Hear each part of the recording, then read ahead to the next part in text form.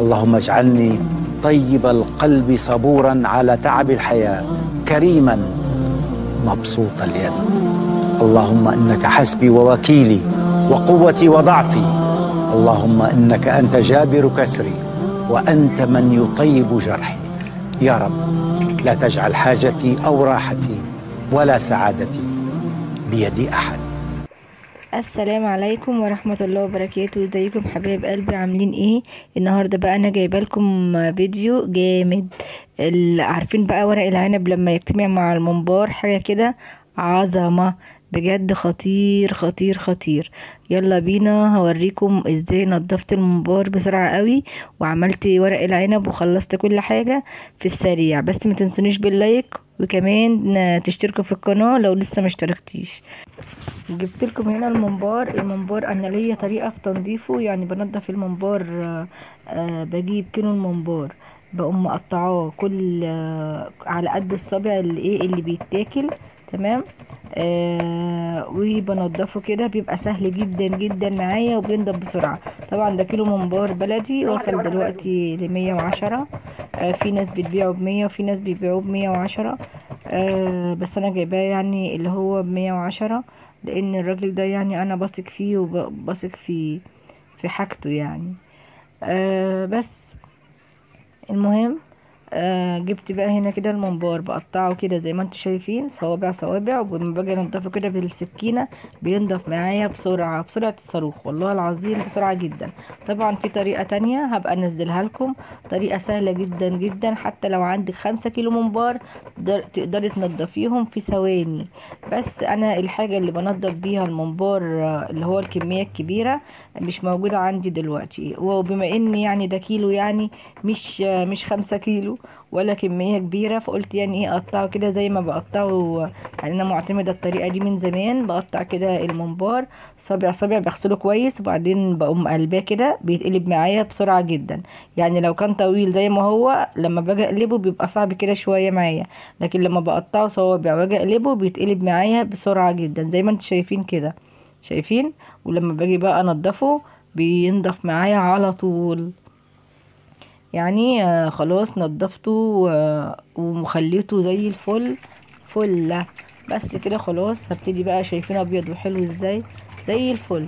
بعد كده بقى ايه بحطه في صينيه او في طبق، واحط له كده شويه خل وكمان عصير ليمون، واسيبه كده منقوع شويه. طبعا هو اساسا خلاص نضف وبقى زي الفل.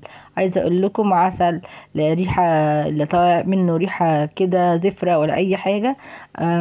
خليته، عايزه اقول لكم فل الا الممبار.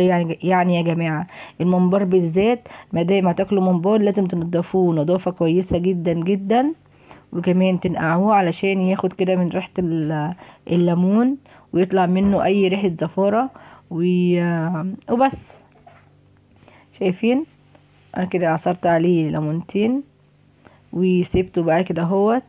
اسيبه بقى كده شويه على بال ما اعمل ايه خلطه المحشي. جبت بقى طبعا خضره محشي كتير وغسلتها وابتديت بقى ايه اقطع كده الخضره، كزبره وشبت وبقدونس زي ما انتوا شايفين كده. وجبت كمان ملوخيه، قلت برضو عشان اعمل شويه ملوخيه كده مع الاكل. الملوخيه دي لا غنى عنها، خصوصا لما بكون عامله محشي لازم اكون عامله ملوخيه معاها. سواء بقى ملوخية، طبعا انا كان عندي بتنجان صغير قلت برضو احشيه مع ورق العنب.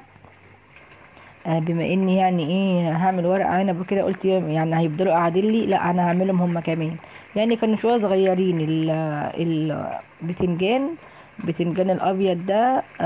كنت جايبة منه يعني كمية قليلة وعملتهم كده حشيتهم مع ورق العنب، تمام. دي كده خلطة بقى جبارة جبارة جبارة. هبقى انزل لكم طريقة الخلطة.